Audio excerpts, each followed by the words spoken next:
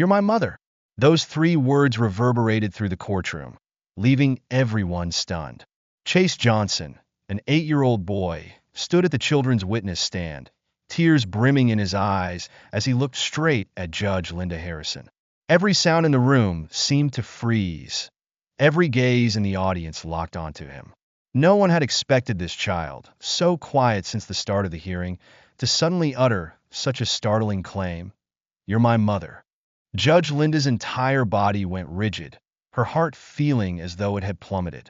She had reviewed hundreds of case files involving abandoned children and witnessed countless family tragedies, but never had a single statement struck her so powerfully or so strangely.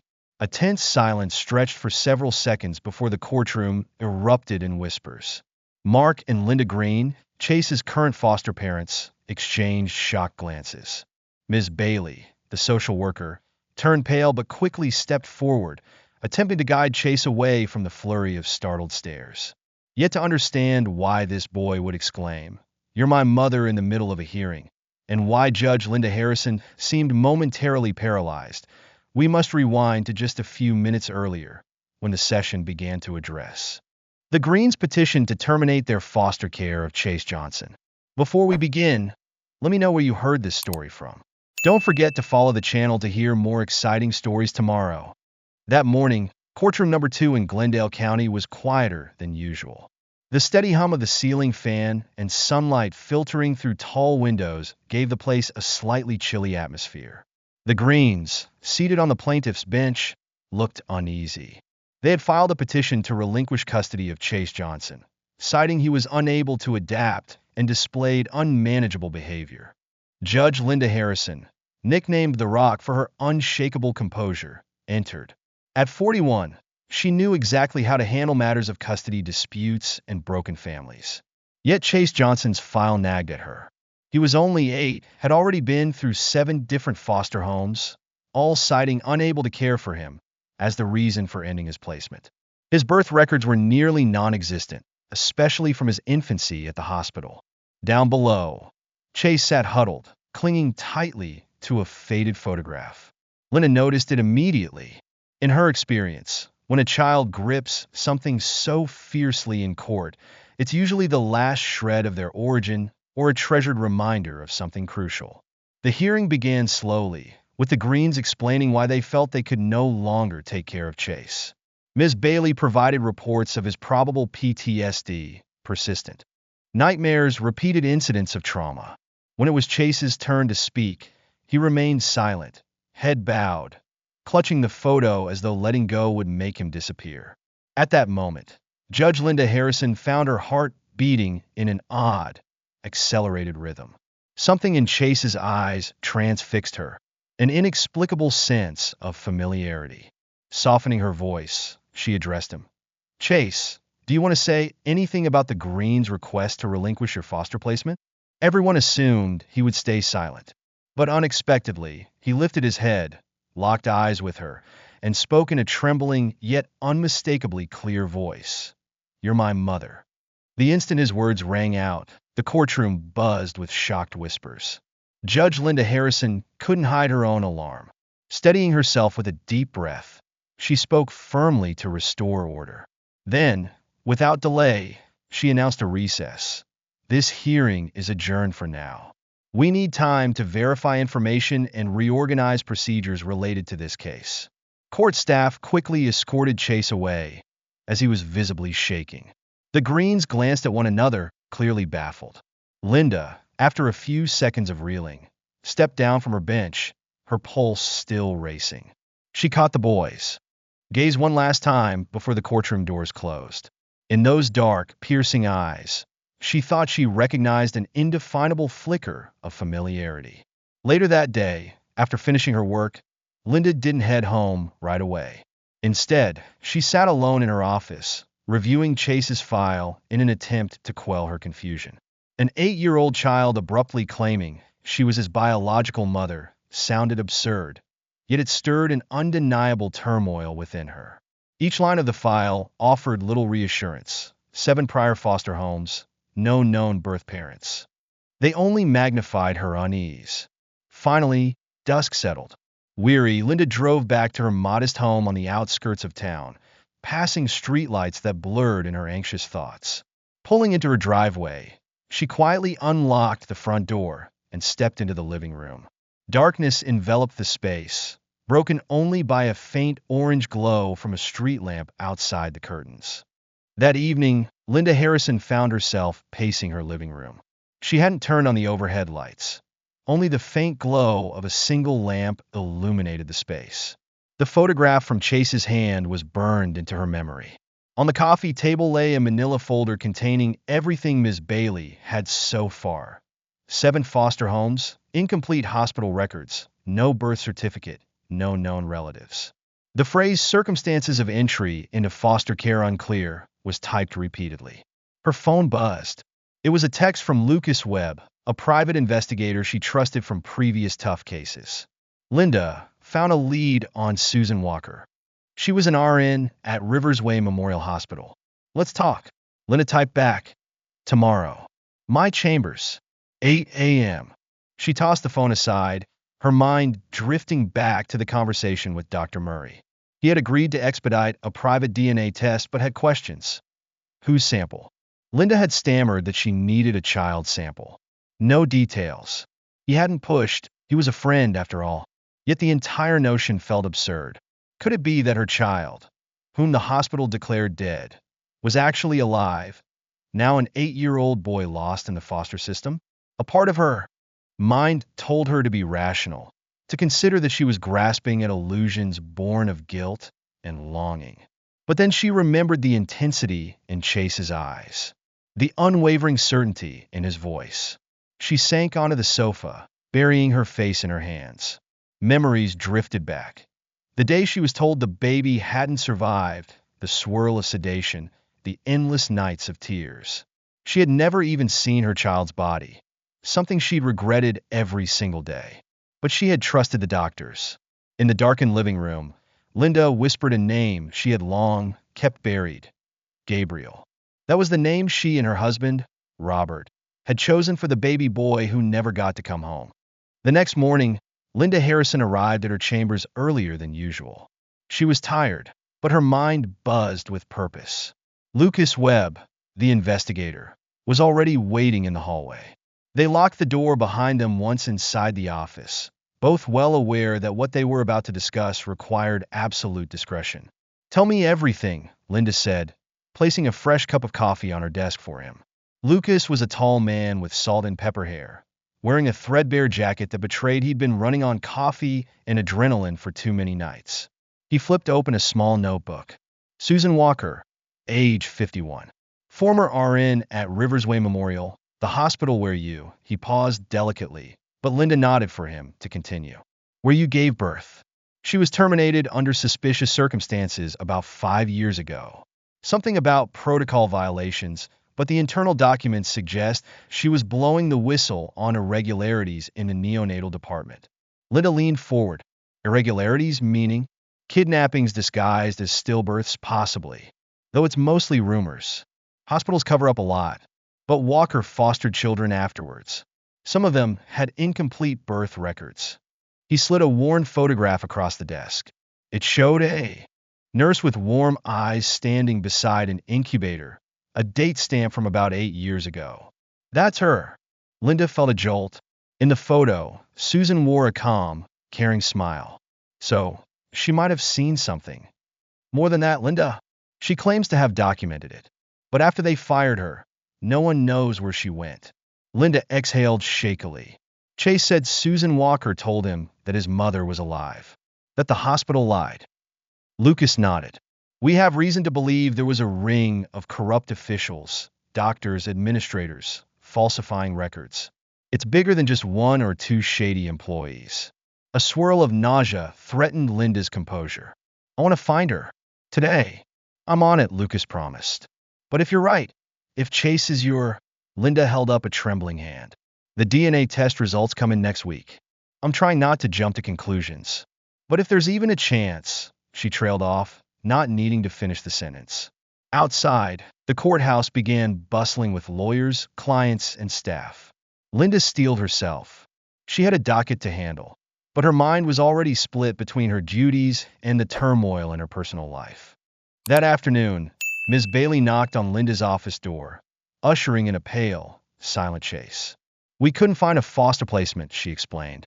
"The only group home available is overcrowded." We were hoping. Linda's mind raced.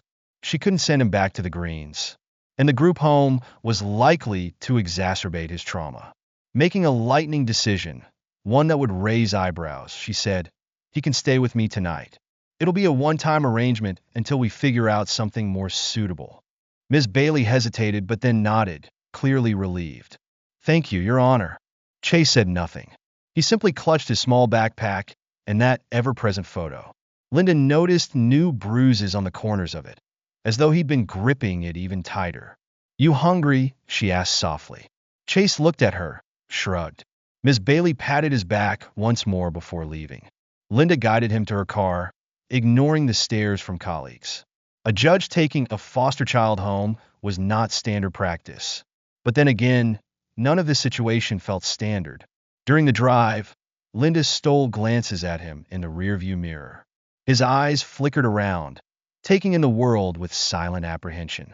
When they arrived at Linda's townhouse, a modest but welcoming space, she opened the door, letting him step into the living room, which was still shadowy from drawn curtains. Immediately, he looked uneasy. "You can turn on any lights you like," Linda offered, flipping a nearby switch. The overhead glow chased away some of the gloom.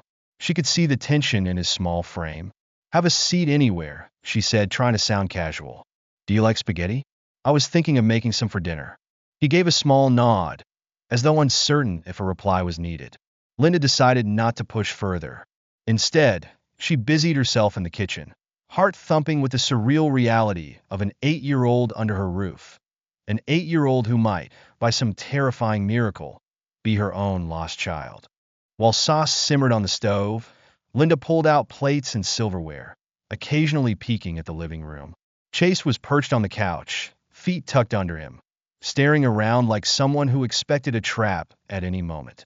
She busied her thoughts with the legal puzzle she was piecing together. A Riversway Memorial Hospital had suspicious stillbirth records dating back years. Susan Walker was terminated after raising objections. Chase had come into the foster system as an infant with no official birth certificate, no mention of living relatives. A child that no one could trace, perfect for an illegal adoption ring. Or worse. Linda's phone buzzed again. A text from Lucas. Found a possible address for Susan in a nearby county. "I'm checking now." She tapped a quick reply, then called out to Chase. "Dinner's ready." He approached the table with the same quiet caution. Linda placed a steaming plate of spaghetti in front of him. He stared at it, then took a tentative bite. After a few moments of silence, Linda tried a gentle approach. "Is it okay? I'm not the best cook in the world, but I do all right with spaghetti." Chase nodded, chewing carefully. She tried again. "That photo you carry, did Ms. Walker give you any others? Or just that one?" He shook his head. "Just that one. She said she had more, but they took them from her. Then they took me away." He paused, as though dredging up a memory. "She cried. Told me to never lose this one." Linda's heart squeezed. She set down her fork, deciding to take a leap. "Chase, do you remember the name of the hospital you were born in?" He shrugged. "I only know it was big. And bright. I remember lights, a lot of them. Machines. But that's all I remember." She forced a smile. "That's okay." They finished their meal mostly in silence. After dinner, Linda showed him the guest room, a modest space with calming blue walls. He stood awkwardly in the doorway, photograph clutched in his hand. Finally, Linda said, "Chase, I know this is strange for you. It's strange for me too, but I promise you're safe here." He glanced up, eyes glimmering with tears. Then he did something that took Linda aback. He reached out and wrapped his arms around her in a timid hug, burying his face against her side. She froze, heart hammering, unsure what to do. Her arms came up to return the embrace, and she felt the small tremors in his body. "Thank you," he whispered, voice muffled. Linda blinked back tears. "For what?" "For not sending me away." Later that night, Linda was awakened by a scream. She bolted upright in bed, heart pounding, and rushed down the hall. The door to the guest room was ajar, and inside, Chase was thrashing in the blankets, eyes clenched, crying out in panic. Hey, hey, Linda said, flicking on the lamp. She knelt beside him, gently placing her hand on his shoulder. Chase, it's okay. You're safe. He jolted awake, sweat beading on his forehead. His breathing came in ragged gasps. When he saw her, he lurched forward and wrapped his arms around her neck, sobbing. His words tumbled out in breathy fragments. Dark, locked basement. I couldn't breathe, they said. No talking. Mom was gone. Linda's chest felt like someone had reached in and twisted her heart. She held him, rubbing gentle circles on his back. It's over. You're here now, she murmured, though her own heart hammered so loudly she wasn't sure if he could hear her. Eventually, his sobs quieted. She helped him straighten the blankets and sat on the edge of the mattress. Outside, the moonlight cast pale shadows through the blinds. Nightmares, he mumbled. Linda nodded. I have them too sometimes. He looked up, eyes rimmed red. About what? She exhaled a shaky sigh. About losing someone very important. Chase pressed the photograph to his chest, the same question flickering in his gaze, but unspoken. Am I that someone? The next morning, Ms. Bailey arrived to collect Chase, who would be temporarily placed in a local emergency foster situation. One Linda had arranged with a caring older couple known for experience with trauma survivors. The arrangement was for only a couple of days, until Linda could figure out whether it was even ethical for her to keep him with her. She was, after all, the presiding judge who first encountered his case. But before Ms. Bailey took Chase away, Linda led the boy to her car. They drove to a quiet lab on the edge of town. Dr. Murray greeted them discreetly, leading them into a small room with a nurse who took mouth swabs for the test. Chase didn't protest. He seemed to trust Linda's presence. When will we know? Linda asked, her throat dry. Dr. Murray gave her a solemn look. I can expedite it. Should have preliminary results in 3 days. Linda nodded, ignoring the way her pulse thumped in her temples. Chase's eyes darted between them. He sensed something major was happening, but Linda merely patted his shoulder. As they parted ways in the parking lot, Ms. Bailey driving him to the new foster home, Chase looked at Linda with a mixture of longing and nervous hope. She forced a smile. I'll see you soon, okay? He lifted a hand in a tiny wave, and Linda stood there, heart twisting, as the car pulled away. Lucas Webb called that same afternoon. I found her, he said simply, voice laced with excitement. Susan Walker's living in Clifton County, about 2 hours from here. She's using her maiden name now, Susan Parker, but I'm certain it's her. Linda's heartbeat kicked up. Have you contacted her? I reached out, gave her a vague sense I was working on behalf of a child she once fostered. She wants to meet. She sounded both scared and relieved. Linda paused. I'll go with you. An hour later, they were on the highway, Linda driving with laser focus. Lucas sat in the passenger seat, reviewing notes. They arrived at a small, nondescript apartment complex. The front door to Susan's unit was battered, and the lighting in the hallway flickered ominously. Lucas knocked, announcing their presence. The door opened a crack, secured by a chain. Linda glimpsed the woman's wide, anxious eyes. Susan Parker? Lucas asked. We spoke by phone. She nodded, fumbling to unhook the chain. Inside, the apartment was sparsely furnished, boxes stacked in corners. It looked like someone in a constant state of moving or hiding. The moment Linda stepped inside, Susan's gaze latched onto her. She trembled, stepping closer. Why, you're Linda Harrison? The judge. Linda nodded. But I'm here in a personal capacity. I'm investigating something that happened at Riversway Memorial about 8 years ago. Susan's face crumpled. She motioned for them to sit at a small kitchen table. I've been waiting for someone to finally look into that place, she whispered, voice taut with pain. They fired me for violations of protocol when I tried to expose them. Ever since I've been, she gestured at the boxes. I can't stay in one place too long. I'm afraid. Linda's palms felt clammy. Expose them for what? Susan took a shuddering breath. Stealing babies. The words hung in the stale apartment air, electrifying the small room. Linda leaned forward, her mind whirling. Susan swallowed, then continued, voice trembling. I was a nurse in the maternity ward. Strange things kept happening. Newborns declared dead for reasons that didn't add up.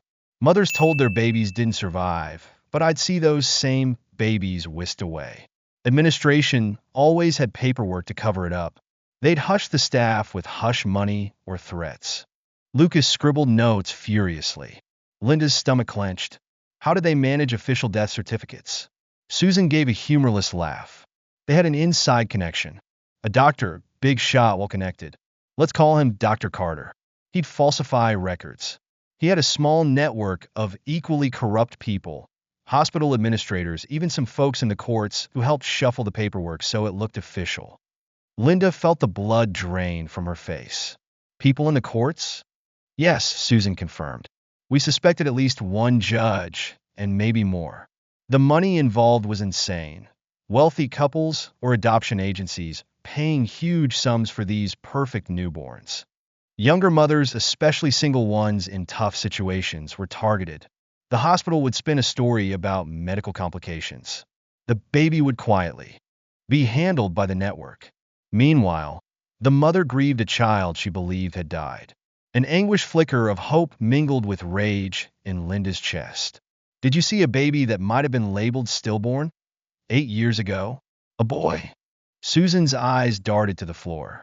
I saw many. But yes, there was one case in particular. The mother was unconscious. I remember her name. I think it was Linda. I'm so sorry, but the memory is fuzzy.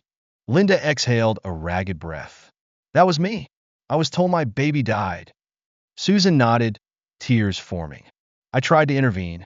I found records that the baby was perfectly healthy after birth.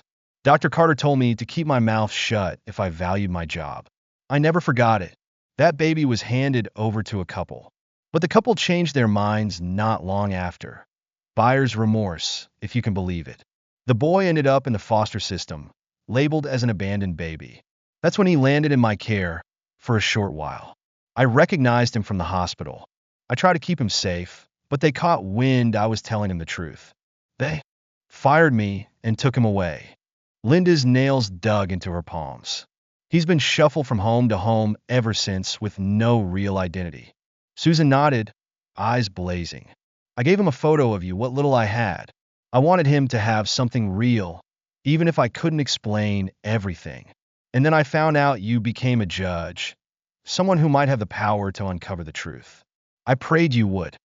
Linda swallowed a lump in her throat. He's with Child Services right now. We did a DNA test. The results coming soon. Susan reached out and covered Linda's hand. He used to ask about you. He'd say he remembered a lullaby, remembered a heartbeat. I told him to never stop believing in that memory. Her voice broke. I felt so guilty I couldn't protect him. Lucas cleared his throat. If there's a network, then Dr. Carter is at the center? Susan nodded.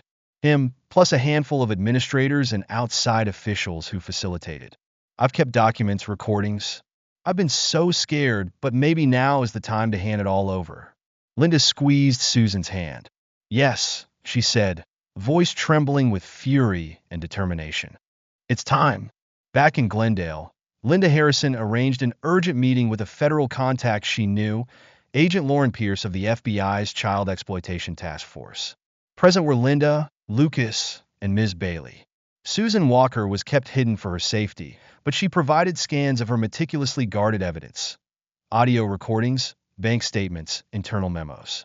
Agent Pierce's eyes widened as she flipped through the trove. This is massive. It's a human trafficking scheme under the guise of illegal adoptions. If it goes as deep as you say, Dr. Carter won't be the only one implicated. Linda spoke evenly, though her voice shook with emotion. We suspect multiple hospital board members, possibly judges, attorneys, maybe even more. They've stolen newborns from unsuspecting mothers for years, if not decades. Ms. Bailey's eyes brimmed with anger. This explains so many missing records, so many children labeled as abandoned or relinquished under suspicious circumstances. Agent Pierce nodded. I'll bring in my superiors. We'll coordinate with the state police. But this is going to be delicate. If we move too soon, they'll destroy evidence or go underground. We need to gather enough intel to lock them down in one operation. Linda's fist clenched. Whatever. It takes. I want to make sure no other family goes through what Chase and I. She paused, swallowing. What we've gone through. 3 days later, Linda was in her office, trying to concentrate on a custody hearing, when her cell phone buzzed. She saw the lab's number flash on screen. Heart pounding, she asked for a brief recess and hurried to a private corridor. Dr. Murray's calm voice came through. Linda, the preliminary results are in. She held her breath. It's a positive match. 99.99% probability that you're Chase Johnson's biological mother. The corridor blurred around her. She felt her knees buckle and had to brace herself against the wall. It was true. All her heartbreak, all her doubts, nullified in a single phrase. She choked out a thank you and hung up. For the first time in her life, Linda Harrison wept openly in the courthouse. When the DNA results finally reached Linda Harrison's hands, she could scarcely keep her grip on the paper. Her eyes locked on the bolded conclusion, 99.999% match, confirming that Chase Johnson was indeed her biological son. It felt as though time itself had stopped. All she could hear was the pounding of her own heart, accompanied by the flood of memories from 8 agonizing years, ever since she was told that her child hadn't survived birth. For a moment, Linda's knees threatened to buckle. She clung to the edge of the table to steady herself before immediately dialing the number of social worker Ms. Bailey, the one overseeing Chase's temporary placement.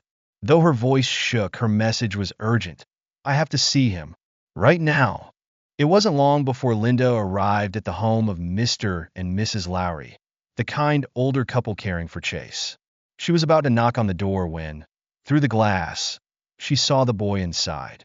As if guided by some instinct, Chase was already standing there, eyes filled with anticipation and longing. The moment their gazes met, Linda felt a jolt of electricity race through her. She had so often wondered, how have I lived all these years without knowing he was still out there? Mr. Lowry opened the door with a gentle smile.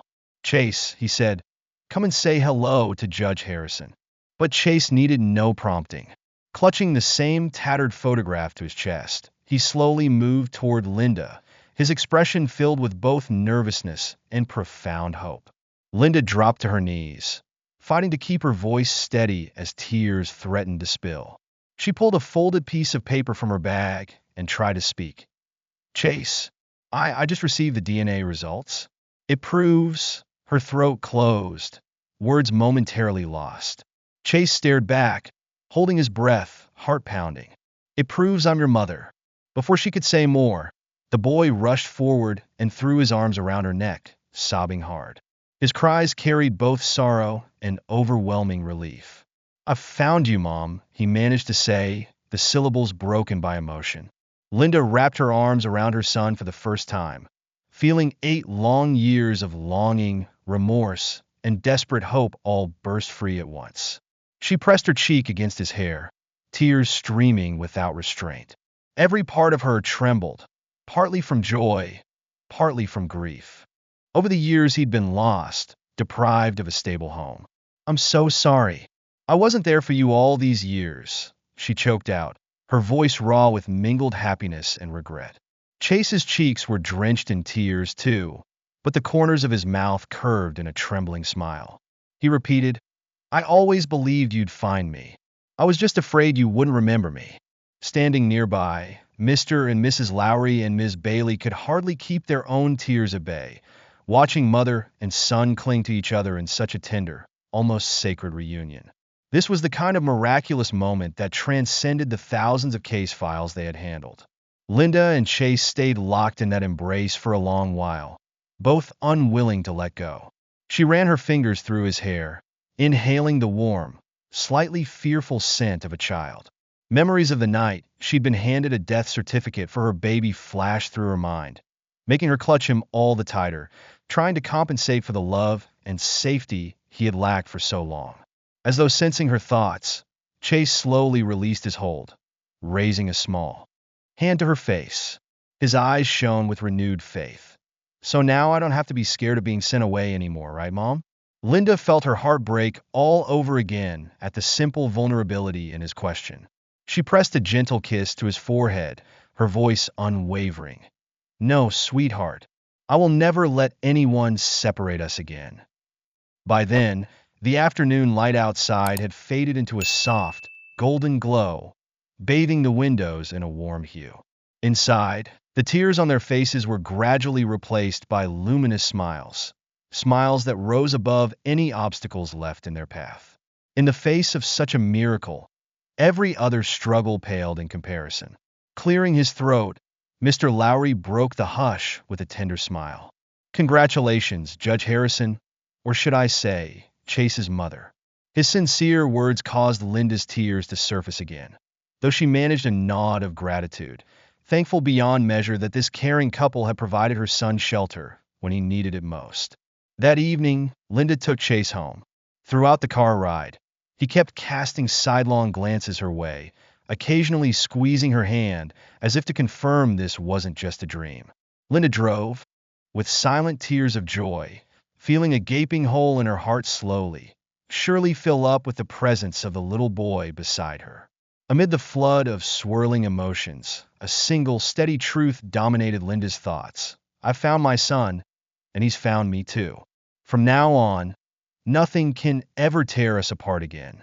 In the weeks that followed, Linda navigated the complexities of stepping down from presiding over any aspect of Chase's case. Another judge would formalize her maternity rights. Meanwhile, Linda took leave from work to focus on helping her son heal. They moved into a larger home with a cozy backyard. Linda's quiet concession that the old townhouse held too many solitary memories. She hired a trauma-informed counselor for Chase, who started attending sessions twice a week. Some nights, the nightmares still came, but now, Linda would rush into his room, hold him, and remind him he was safe. The bond between them strengthened daily. She discovered small details that felt like gifts.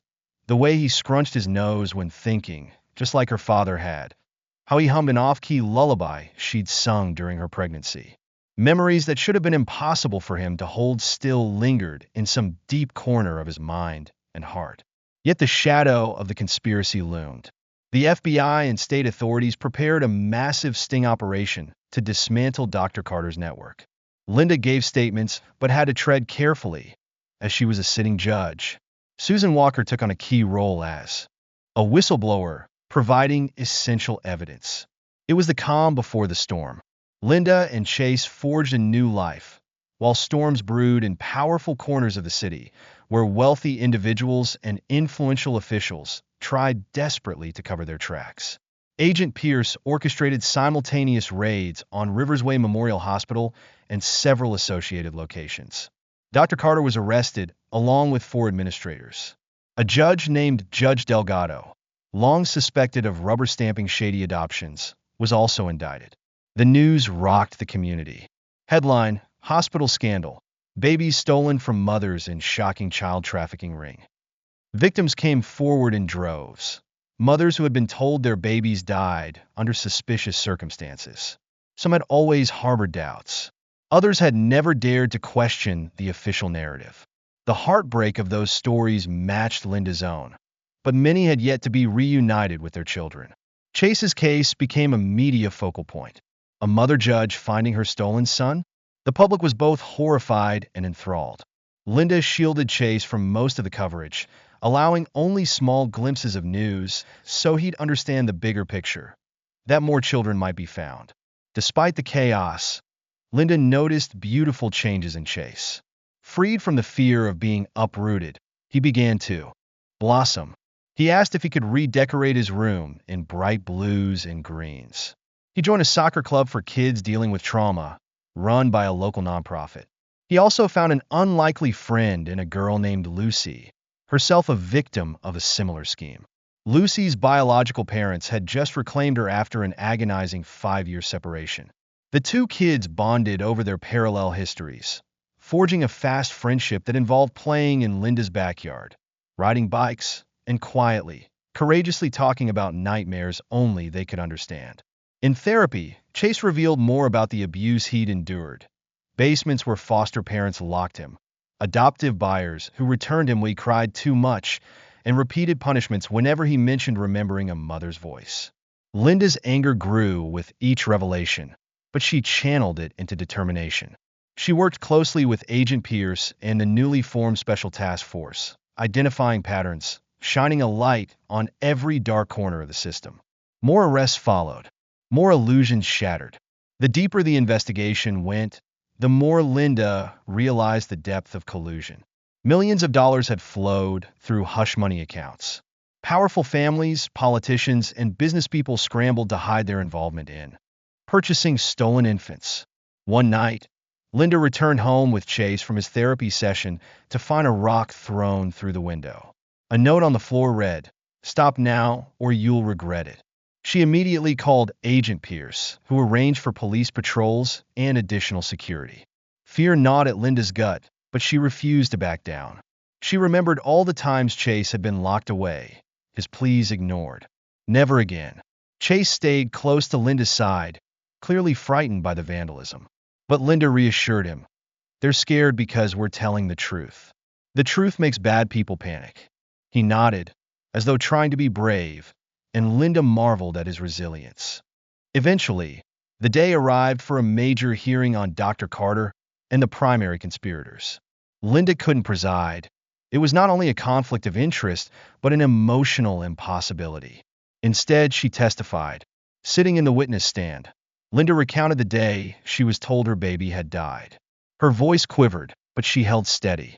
She described how her records were manipulated, how official staff prevented her from seeing her supposed stillborn son. She detailed how, years later, she discovered Chase in her own courtroom, the shock and heartbreak of learning he was actually her child. Dr. Carter sat at the defense table, looking tired and rattled. Susan Walker testified after Linda, presenting a mountain of evidence: recorded phone calls, fraudulent death certificates, bank transactions. The gravity of the scheme was undeniable. When the day's testimony ended, Linda found Chase waiting outside in the hallway with Ms. Bailey. He stepped forward, pressing his face into Linda's side. She put an arm around him, heart pounding with pride at how bravely he was handling it all. "Does that mean I never have to worry again?" he asked quietly. She looked down at him, her voice full of warmth. "I'm working on it, sweetheart. We're almost there." Dr. Carter and several conspirators accepted plea deals, each receiving lengthy prison sentences. Additional investigations branched out, revealing parallel schemes in neighboring states. More children were identified, more mothers discovered. The heartbreak was massive, but so was the relief that the truth was finally surfacing.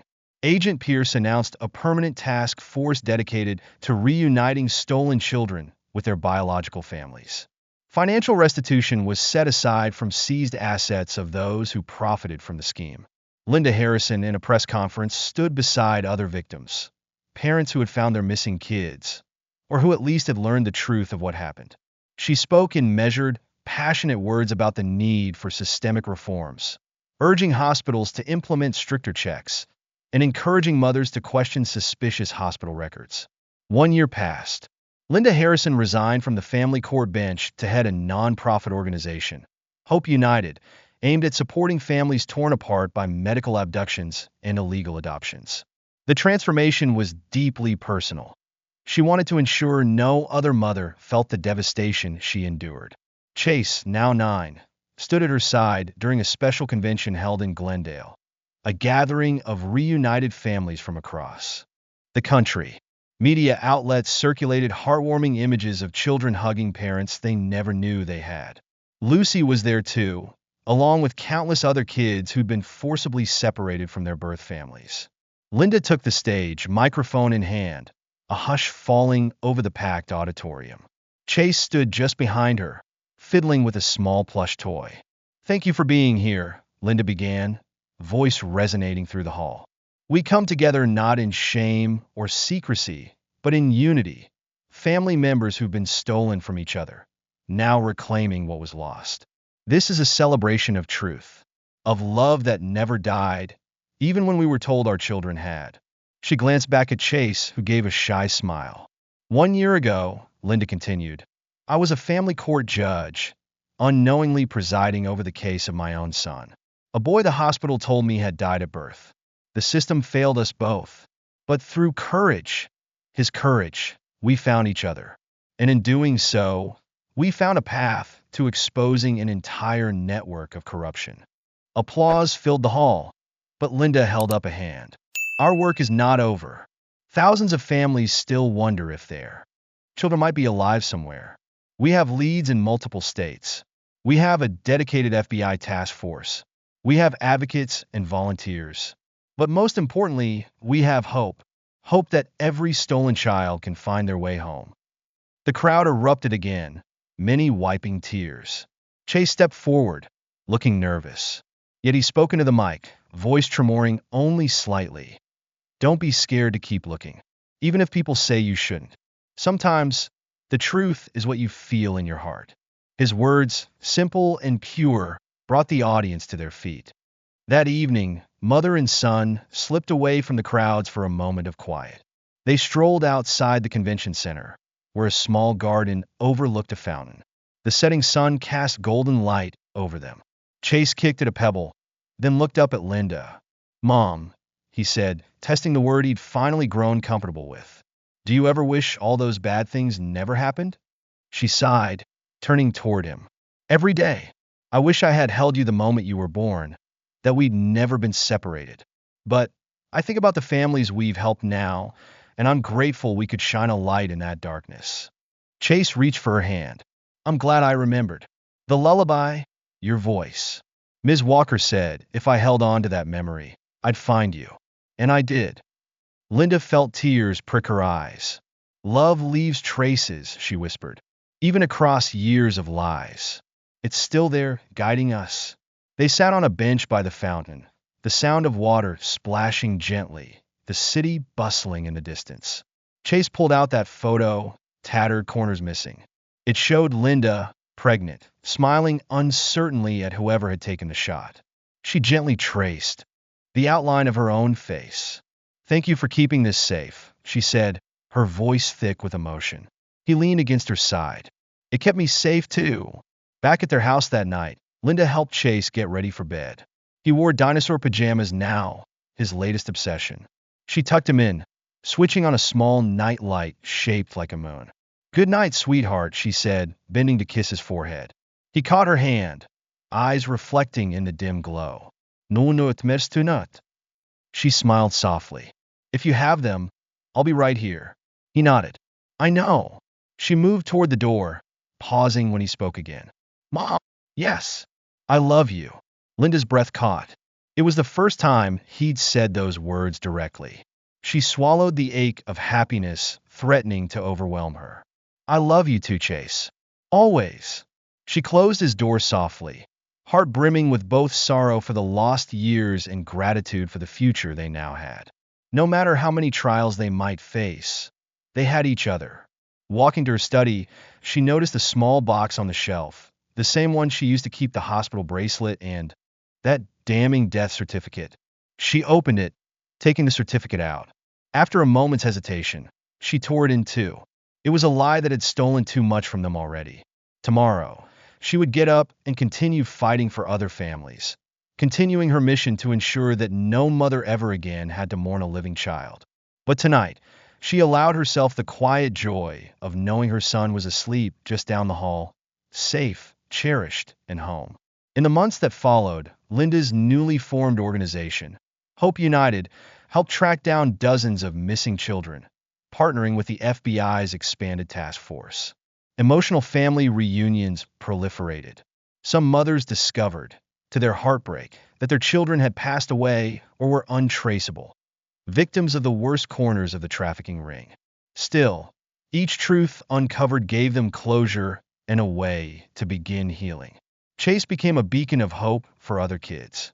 Whenever new families came for group therapy sessions, he'd share his story of never giving up. "Even when they told me it was impossible," he'd say, "I remembered my mom's voice." The city of Glendale recovered from the shock, implementing major reforms. Riversway Memorial faced a class action lawsuit. Politicians who had turned a blind eye to complaints lost office. Judge Delgado went to prison, along with others who had profited from the conspiracy. At home, Linda and Chase's life settled into something resembling normalcy.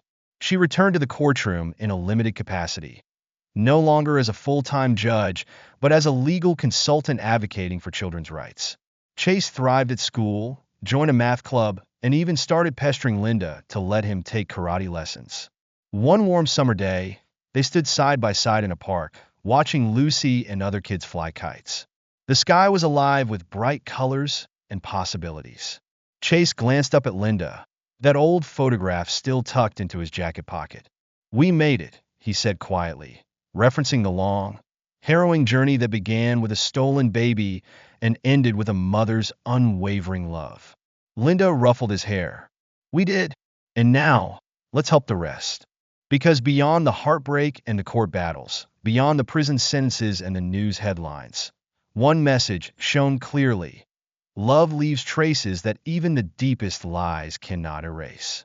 A child's memory of a lullaby, a mother's lifelong grief, and one single photograph had been enough to unravel a monstrous conspiracy and bring a family back together, stronger than ever before. In the end, for Linda and Chase, and for all the other families who followed, their story was more than just a tragedy exposed. It was living proof that courage and hope can conquer even the darkest deceptions. And it reminded the world that sometimes, against all odds, a small child's voice declaring, "You're my mom," can topple walls of corruption and bring powerful, healing light into the shadows. If this story moved you, please consider liking and subscribing for more tales of courage, resilience, and the triumph of love. Share this video with someone who needs to be reminded that miracles can happen and justice can prevail. Let's never forget, even in our darkest hours, hope is the thread that can lead us home.